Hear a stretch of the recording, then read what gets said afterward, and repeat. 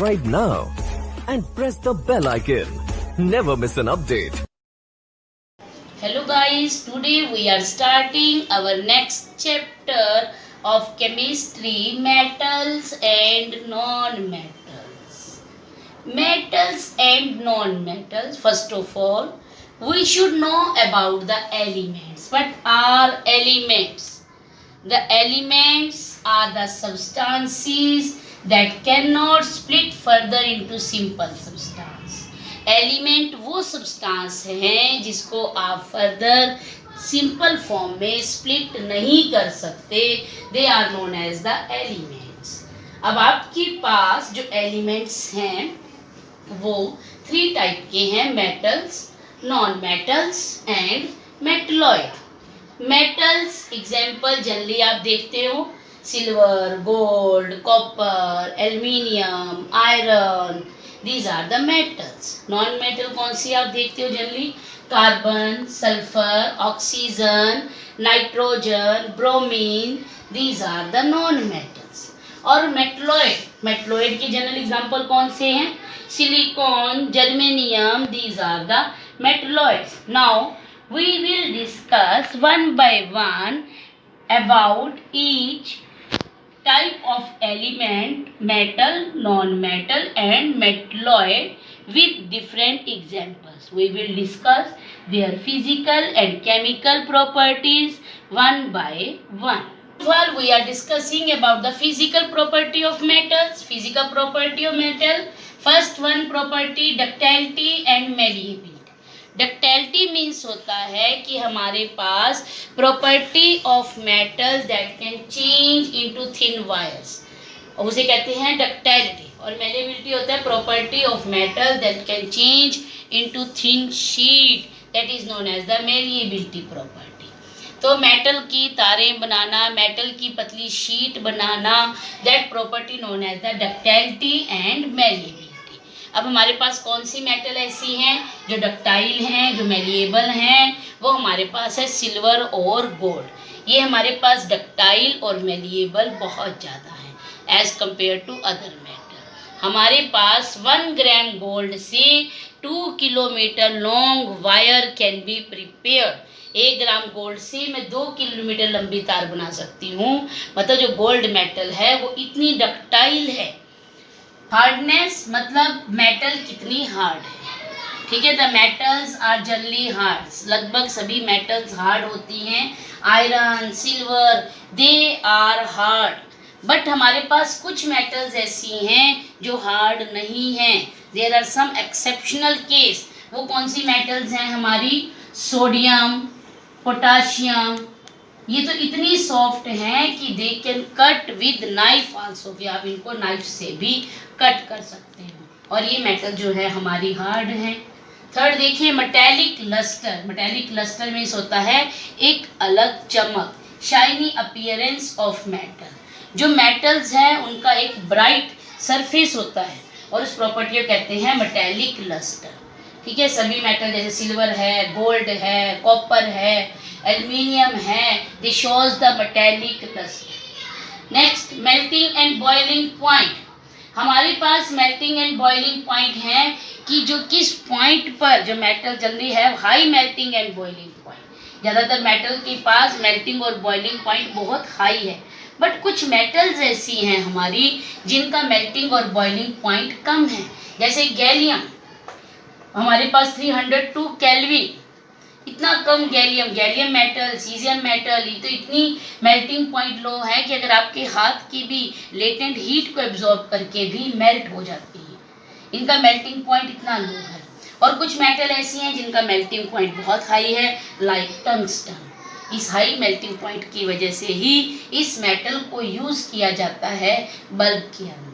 ठीक है, हमारे घर में जो बल्ब यूज़ होते हैं फिलामेंट बनाने के लिए, इस हाई मेल्टिंग पॉइंट प्रॉपर्टी की वजह से ही हम टंगस्टन को यूज़ करते हैं.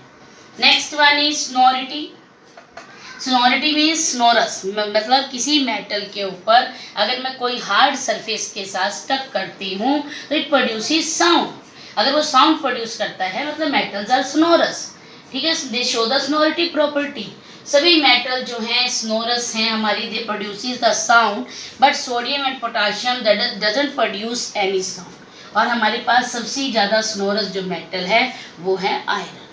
आपकी देखते हो कि आपके पुराने टाइम में जब स्कूल में बेल हुआ करती थी तो वो बेल भी आयरन की ही बनी होती थी, लोहे के ही किसी उसमें रिंग बनाई जाती थी और उस रिंग के ऊपर किसी दूसरे आयरन से स्टक किया जाता था।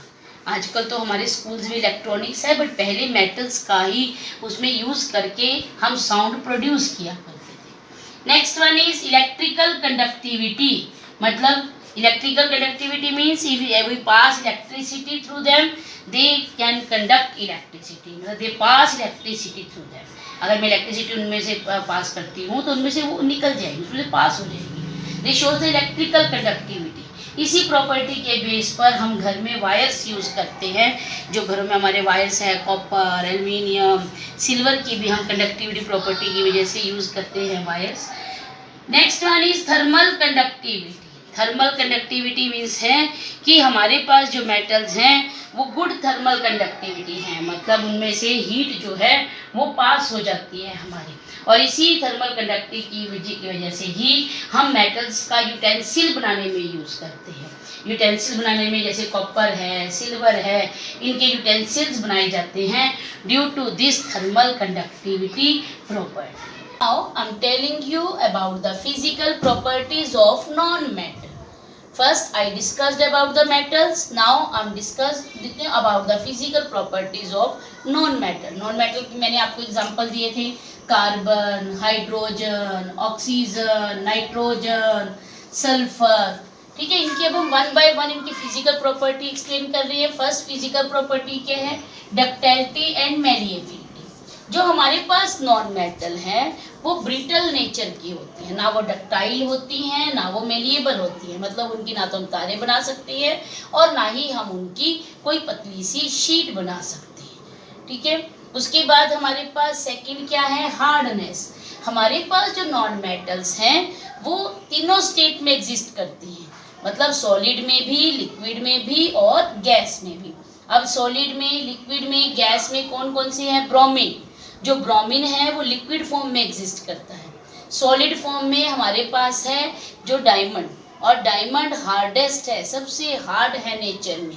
और ज़्यादातर नॉन मेटल जो होती हैं हमारी वो सॉफ्ट नेचर की होती हैं। ठीक है, जैसे सल्फर है, फॉस्फोरस है, they are soft in nature. Graphite है, that is also non metal, that is soft in nature. मतलब जो हमारे पास नॉन मेटल है जनरली सॉफ्ट हैं, बट एक्सेप्शनल केस है हमारे पास डायमंड जो हार्ड नेचर का है। Next property metallic lustre. Non metal की लस्टर कोई अलग से कोई ब्राइटनेस नहीं होती, लैक ऑफ लस्टर। इनमें लस्टर कम होती है, बट हमारे पास कुछ ऐसी नॉन मेटल्स हैं जिनमें लस्टर है, जैसे हमारे पास आयोडीन है, जैसे डायमंड है, they have lustre, they are lustre. Next one is melting and boiling point. जो हमारे पास नॉन मेटल्स हैं इनमें मेल्टिंग और बॉइलिंग पॉइंट बहुत लो होता है as compared to the metals, क्योंकि इनके बीच में जो फोर्स ऑफ अट्रैक्शन है वो वीक होता है।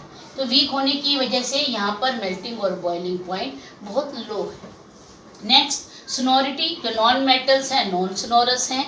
Next electrical conductivity and thermal conductivity.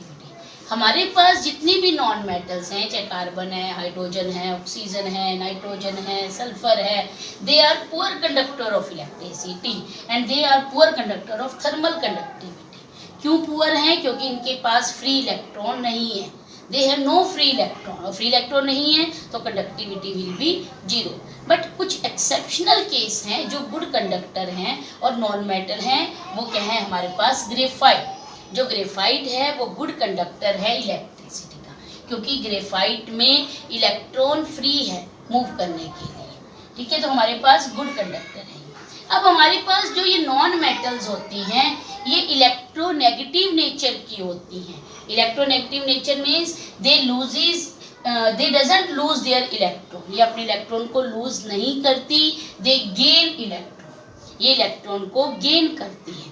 जबकि मेटल्स क्या होती हैं? इलेक्ट्रोपॉजिटिव नेचर की होती हैं, और मेटल्स क्या करती हैं? इलेक्ट्रॉन को लूज करती हैं। ठीक है, इसीलिए उनको इलेक्ट्रोपॉजिटिव नेचर कहते हैं। और जबकि नॉन मेटल्स क्या है हमारे पास, इलेक्ट्रॉन को गेन करती हैं, तो इसीलिए ये क्या है, इलेक्ट्रोनेगेटिव नेचर की होती है। Thank you students.